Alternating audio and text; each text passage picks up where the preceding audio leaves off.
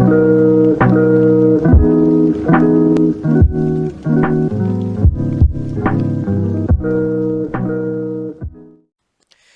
guys, how's it going? Raj here, and welcome back to episode of Cards and Castles Casting Conflicts. Yes, it is a back-to-back upload for Casting Conflicts, but truth be told, we have a bunch of them in the reserves. We all tend to have fun making them and seeing how you guys enjoy them. Yeah, we have a lot that are currently stockpiled, so I'm trying to kind of chip through that pile a bit. So hopefully you guys do enjoy this edition. Next upload should be a bit different. Again, kind of switch things up, keep things different. But yeah, I just kind of wanted to chip away at the pile today again. So with that being said, and enjoy another round of casting conflicts, and let's jump to the gameplay right now. Alright folks, so welcome back to another round of Casting Conflicts. Today we've got banana2244. I don't know why I said his number is. Anyway, taking on debuting Catchim to the scene. Now, what do you think Catchim's going to bring to the table now, Slash? You see he's rocking the green-yellow. Any thoughts on that? He's going to be running a single copy of School. He just put this in his deck showcase. The main chat's deck showcase earlier this week. He's running a very how he describes it as consistent School deck. Interesting. So we'll see how that plays, especially against the Awaken Burn that we saw Banana bring out last time in his last appearance for Casting Conflicts, I believe against Yoda, if I'm not mistaken. Anyway, we'll see a brief Lumberjack Elvish Thief interaction there. Elvish Thief, of course, getting the better of that, getting himself some gold. Make that a lot of gold, actually. Southport Captain coming in as well, and quite the early aggression from Catchim. Of course, Racking going to clear it up, so how do you think Catchim's going to use the gold next turn? So looking at the deck that he posted, he runs 3 Pirate Robins. He had already stuff for that. He runs 3 Craxus. He runs 2 Mordok. It would be he's running Divine Knowledge out there first. So I don't think he has it quite yet. Probably not in his hand immediately, but does go for a big boy in Cannoneer regardless, so okay, We pretty interesting we could there. start seeing him laying down damage here because he does carry 2 scopes in his deck. Oh, so that's going to provide for some interesting sniper chip, do you think? I don't really see a path to clear it up if he does begin shooting it. He's gonna have to begin sacrificing his units there to the Cannoneer, just so that way he doesn't take that 4-turn kill.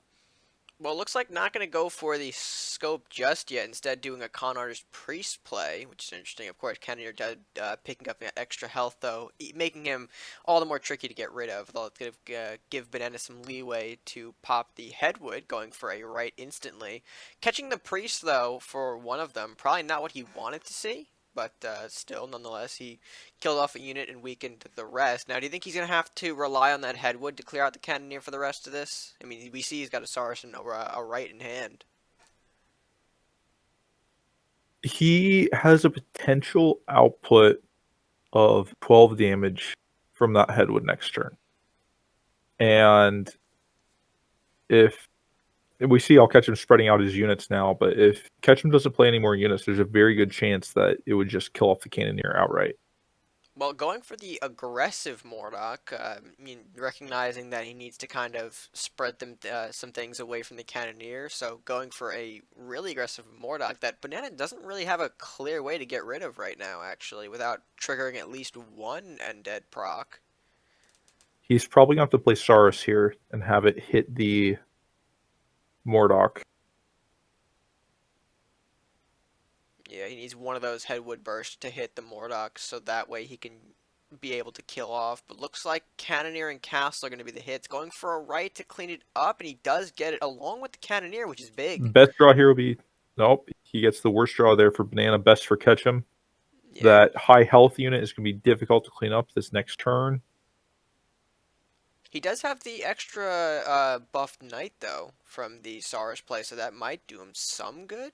Although Daggerstorm looking to come in now. All 3 landing on Headwood. Don't know if that's considered lucky for Banana or unlucky, considering that, he doesn't have any more rights, but also the Knight is safe. I think I'd prefer it like that. So we'll see Priest Swords come down now as well. You think he's probably going to? Oh, well, there goes Knight, followed up by the Priest. So looks like I don't know if that was a mistake. Banana throwing up the oops He emote there. he threw the order in the wrong way. He needed to hit first with priest and then with knight. Right, right. Okay, so we'll see now the bleed kick in. Elvish Thief follows up, and then we go into Banana's next turn, which, I mean, he's in a okay place, I think. I mean, I think he's Ketchum's running low on cards here, which is a big problem for him, especially considering this is supposed to be a school deck. absolutely. I think that Ketchum's in a really, really bad place. Unless he has something like a Craxus hiding in there, playing off 3 cards is a very, very bad one compared to playing off 4 cards, simply because of the statistical possibilities you have with 4 cards and the double combos you can pull off. Whereas with only 3 cards, there you have no chance of pulling off any sort of double combo. You can't play uh the chances of you having something like the Rat King Mystic Journey Temple, like which is the most classic combo, or Ayatsu multi strike is so much lower with only 3 cards versus 4 cards because you don't have that extra leeway. Right. And so just from a statistical perspective, it's a really sketchy position to be in just from playing. Yeah, and we're seeing that kick in for Ketchum right now as he actually ended up passing that last turn, even with 12 gold and the double draw from books, not able to get anything out for his side, allowing Kraxus to swing for face. There's the scope that we kind of thought was going to come out sooner, but I guess didn't show up. Going to go for the priest kill here because he doesn't have enough to, I think, take down the Kraxus. Follows up with a second range spell in terms of the Phantom Strike, but it's going to be over. Of course, Banana able to do a Craxus Darkbender Arbiter play to seal off this game, and a strong game number 1 for Banana. Yeah, any thoughts on that? I bet he's so glad he's not running druids right now. All right. Well, that is game number 1 in the bag. Banana up 1-0 in the series. Let's go ahead and jump to both players right now and see how they're feeling. GG's, boys. GG's. Yes, good game. Very nicely done. We saw Yeah. Banana pull out the old Awaken burn from the last video. Any particular reason as to why? Oh no, I just liked the last video, did pretty well. I was really lucky he ran the school deck, Right, right. because, you can just burn the school. That's true. We did see Headwood actually doing a lot of work that match, taking out the Mordok, or at least enough health for Mordok, taking out the Cannoneer, doing a lot of cleanup, which was good for you. Yeah, yeah. Now, Fancy, you mentioned, or at least I think this is or is this a school deck that you posted earlier into the main server? Yeah, that is the school that I posted earlier, but Right, it's right. not doing well against the burn deck. Well, I mean, you got the counter pick this time, so I mean that should help you out in game number 2 for sure. Considering I think you have more than just that school deck at your disposal, right? Kuro? uh, but yeah, take us through. I mean, like, how are you feeling throughout that match, Catchim? I mean, we noticed that you actually passed on a turn with 12 golds and 3 cards. Did you just end up having the scopes and strikes all in that hand? I got a reclaim. Oh, oh no. And he ran no building. That's true. The draw kills us all. Alright, boys. Well, I think now might be a good time though to head into the next match. Of course, Ketchum does get the counter pick, so we will jump into that and we will catch you folks in that match. So let's go ahead and jump right to it. Alright, folks, so jumping into the next match here, as I just make sure to mute the competitors so they don't hear me. We've got, of course, the same deck from Banana, but Ketchum rocking the Ninja Druid. Now, quite the curious colors there. Slash, thoughts on what we could possibly be seeing from this deck? We could see a first strike rush. We could see a Kuro E strike. We could see a regular just E strike. We could see return druids. I think most likely out of all of those Kuro E strike. Right, just one of those mischievous decks that can hit you very hard. Excuse me, lost my It's words. also very, very good at killing off enemy units and board control, and so because of that, any awakened potential that Banana would have just goes down the drain. Right. So we'll see Catchim go for the wizard here in response to the imp. Banana contemplating a fear. Looks like he does pull at least one of those off. Does not get anything super useful. Just gets a sentry golem, which you can't use. I'm not too happy with that play. I think he would have been better pulling his imp back one, just because then he's can stall against bigger units which come out. Anything from druids. It's better for positioning later. He can fear units back if he wants to reawaken a headwood. Well, it looks like the board didn't really change after that one. Ketchum passing a valuable turn 3. Of course, you always mention that turn 3 is a big turn, so very curious to see him pass upon that. But I guess maybe he just played the wizard early enough to not have anything turn 3. I think so. That's just my fair guess at this point. Meanwhile, Turn 4 should really tell us what's going on, unless he plays a lower unit, say a 2 gold like Masuda or yeah, a something standing something card. generic, yeah. Or We see a centaur. centaur. Not aggressive though. Gonna just I throw it right out there. I think this might be returned then. That or he has an Ayatsu in hand and is going to kill off that Darkbender when it pushes forward. You think so? You think he's trying to bait the Darkbender in? I mean, Banana going for it. Darkbender kills off Centaur. I Follows up don't with a really see Golem. a reason to position himself there either. Hmm. Well, I mean, the best situation would be, well, does Alpha Strike doesn't have restrictions, right? It can be placed on Nope. things like Wizard. I think It can be placed on Wizard. Icon does, but that That's Alpha only for Strike doesn't. Castle. Oh, well, it looks like Shifting Technique Eater, followed up by a Bestial Rage. Okay. So Darkbender gets hit, gonna draw. I mean, he doesn't have any gold to use this, so Golem is gonna become stronger regardless, unless he decides to. Okay, yeah, pull the Magic Eater back, which I think is the right move there. If there's any movement here in Ketchum's hand, he could be hitting Castle next, which is Potentially. very, very scary. And Banana's probably thinking of that and going to fear him back just to get better position. I think, But though, Ketchum did want to eliminate the Golem. I think he misplayed his gold there. We did see the Oops emote get thrown up as well, which kind of indicates to me he was hoping to maybe take down Darkbender and Golem. I don't see how he could do that, though, because he would have needed to play a bigger buff. Maybe he didn't mean to play the shifting technique and did it on accident. Maybe caught up in the motions. Who knows? Anyway, we'll see a Minotaur go down now in response to a Priest play from Banana earlier. Banana going for the Divine Draw. Okay, pulls a Dancing Sword, which he can use, or get the Rat King out, whatever he chooses. I don't think he's going to write, obviously, because of, further powering up that Eater. Imp takes a retreat, so does Priest. And yeah, gets the swords out, potentially. I think that's the right play, just because the upkeep will hurt him way more than the Rat King will help him in this position. Right. So there, Ketchum going for the Dwarven Archives draw. Of course, it's generating one card, not two. Eater gets pushed up, and there's the sneaky Kuro. boy. He's probably sitting right on top there, right above that Minotaur, simply because he knows that there could be stuff like the Dragon's Fire, which Banana has in hand, or a Flamestorm.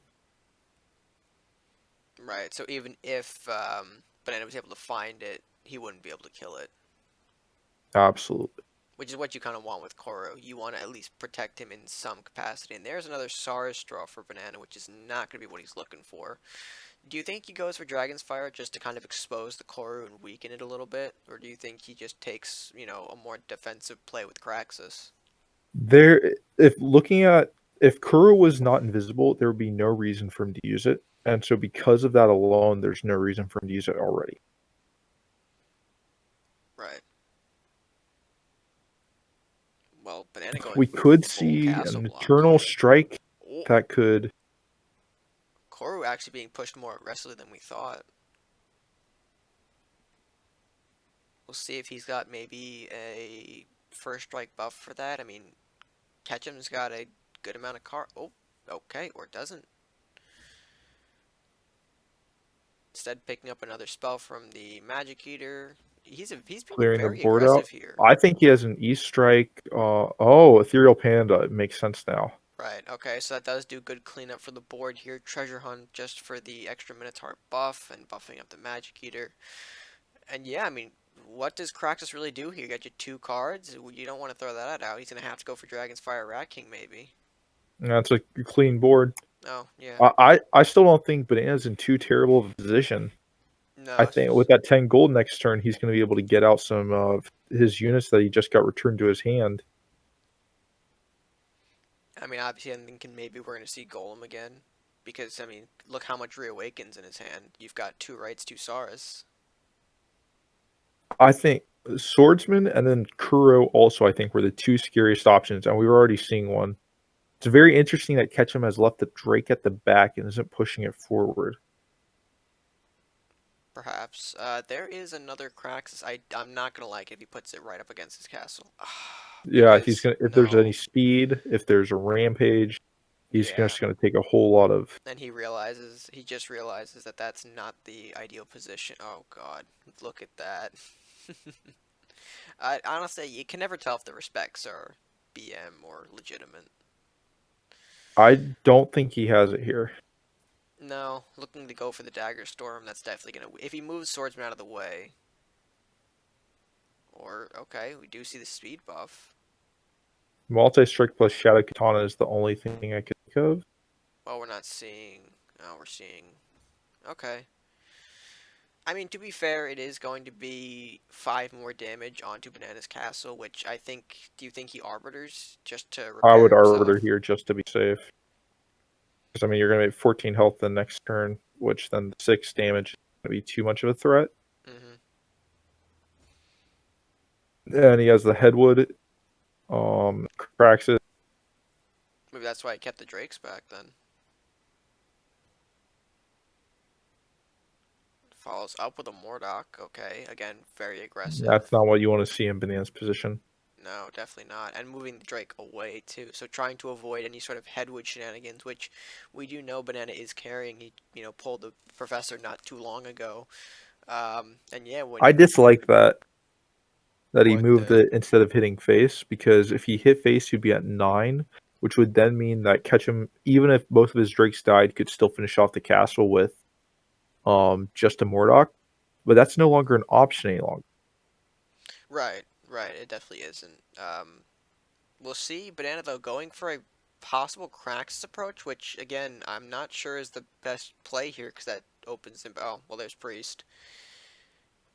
Let's say it does open him up, but that's going to change. And now, if Catchim has a multi-strike, that could end this right here. Perhaps. Maybe, if I'm doing my math. Or even position just a correctly. Rampage. That too, yeah. There's a lot of options. We know the Companions too are also a feature of his hand. Looks like he goes for a Drake elimination onto the Priest. Oh, And there's the Rage. Rampage. Yep. Hits Castle, generates a unit. And then he's going to generate a second one from the Kraxus. And that will be the game going into Ketchum's favor with the purple-white shenanigans. I don't know if I want to call it good. It might be a good stuff deck. Well, I don't know. But, yeah, solid game 2. Ketchum picks up the win. We go to a game number 3. Before we go to that game, let's go ahead and get some words from our players. Hello, boys, again. How you doing? Hello. So, game number 2, coming out a very strong start, was the Awakened deck, but ultimately the purple-white shenanigans seem to have gotten the better of you. So, I guess we'll start with Fancy on this one, if he has a moment. What maybe was his reasoning behind throwing out the purple-white? The only reason I choose that deck is Minotaur, because, well, he can destroy burn deck very well, and Speed and rampage can also kill. I forgot his. What is the word? Awaken, Headwood. Yeah, Headwood. Right. Okay. Yeah, So that's for sure. Headwood being sort of like the scary part of it that you were looking to kill off, then I guess. Also, I can kill that golem easily with panda. Yeah, returning Panda to hand. I mean, not returning Panda. Returning Golem to hand is never something you want to have happen to you. So sorry, I just kind of. So banana. Mentioning your predicament there. How did you feel going into that game too? Like when you saw the purple white, what were you expecting to see? I was definitely thinking like OTK, and I was probably gonna lose. Hmm. Just because like companions and all that can take out all my stuff that I usually keep in the back to reawaken. Right. Right. We did see Centaur pop out, although not in the best of positions. But still, I think definitely a scary encounter for you. Yeah, if I didn't like place the Craxus like that, might have gone differently, but who knows. Yeah, that was a big sort of red flag. But anyway, uh, things happen, of course. But now we do have a game number 3 after all, going into our final matchup here. Catchim will be bringing back out the school deck. Banana, you will have an opportunity to counter that. And let's go ahead, jump into game 3, and see where things go. All right, ladies and gentlemen, we have the final match of Banana versus Ketchum here. A exact same repeat of game 1. We're seeing Burn Awaken versus the a very untraditional school deck with only buildings being 3 schools. Now, I think I he definitely brought this in just being, I think, maybe a better matchup for him, personally. I think something like Spam Vikings would do much better here. Oh, we're seeing an aggressive play from Catchim there, going for an imp elimination through a Phantom Strike Lumberjack.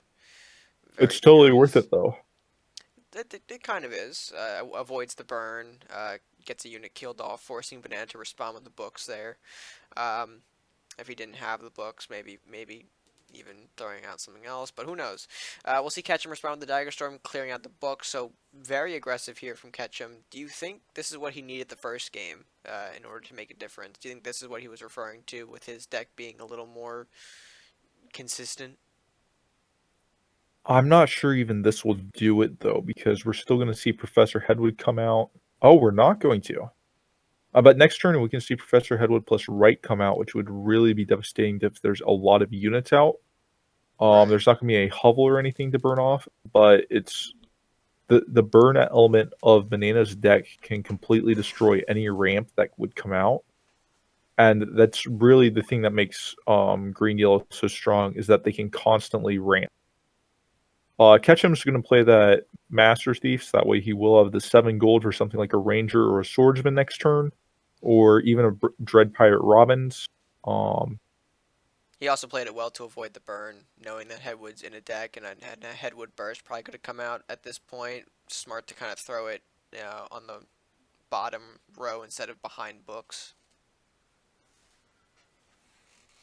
We'll see a medal though from Ketchum bringing out. Oh, big boy Craxus hits the field early. I think this is what Ketchum needs. I think he actually has a chance now that he has Craxus out, because he has that chance to keep on drawing something to ramp into, and then in turn, I dislike that he's taking 5 damage for free when he could have used his 2 fears instead, pushed the book away. Oh, right. Right. I'm about to say, well, Craxus has deflect, but yeah, when you think about it, the books could have been an easy push away. We'll see Southport Cannoneer, though, follow up, though, aggressively as well, mind you, followed up by the Lumberjack body block. And Banana's in a very difficult spot here. Absolutely, he doesn't have any way to... I mean, if you look at the gold value played, this is the first turn Banana can start playing expensive units. And he just doesn't have them to be able to play them. Right. Well, we'll see him take a little bit of a headwood burst there, killing off Lumberjack, weakening Cannoneer, getting rid of the Craxus armor, although that's going to regenerate just due to the nature of armor, excuse me. And yeah, I mean, Catchim eliminates the headwood threat, knowing what that could do for Banana's deck, and I think he's very close to locking down this game.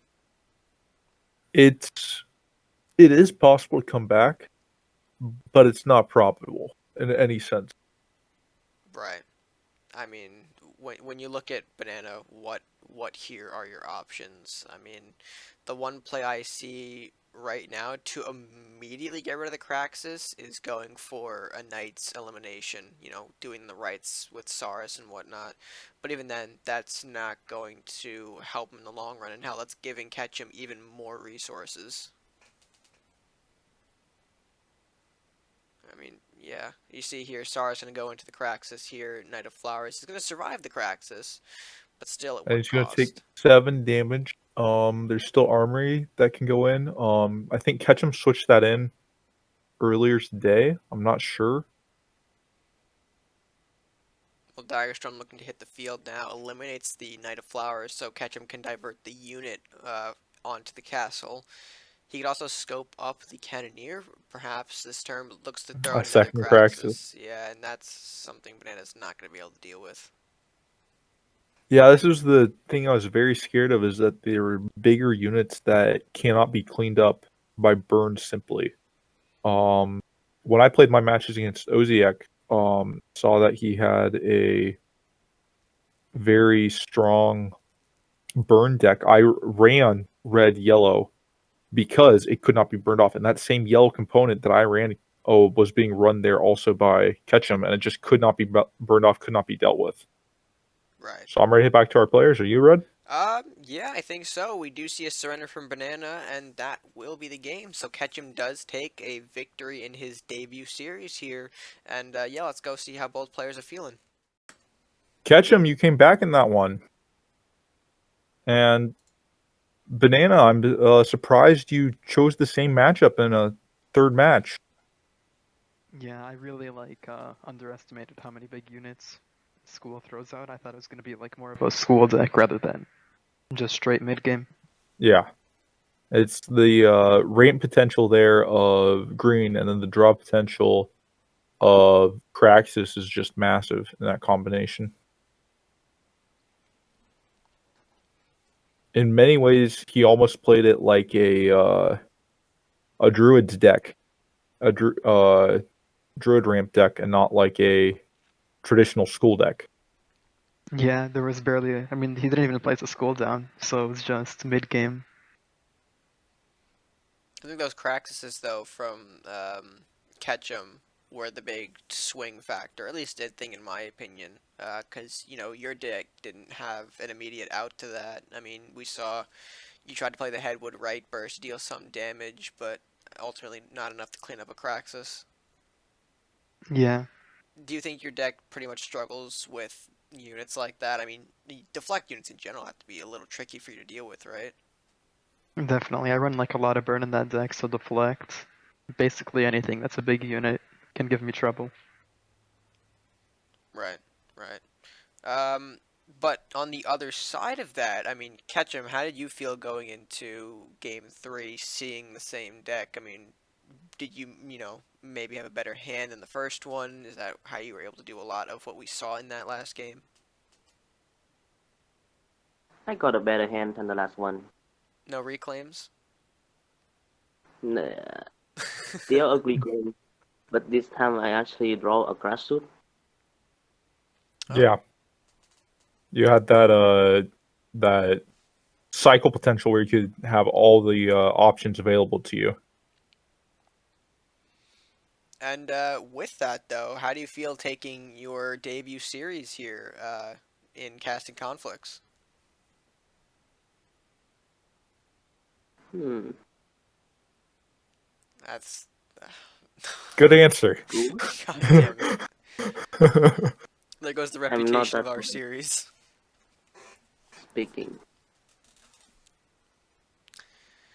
Right. Well, it was very good gameplay both of you showed there today.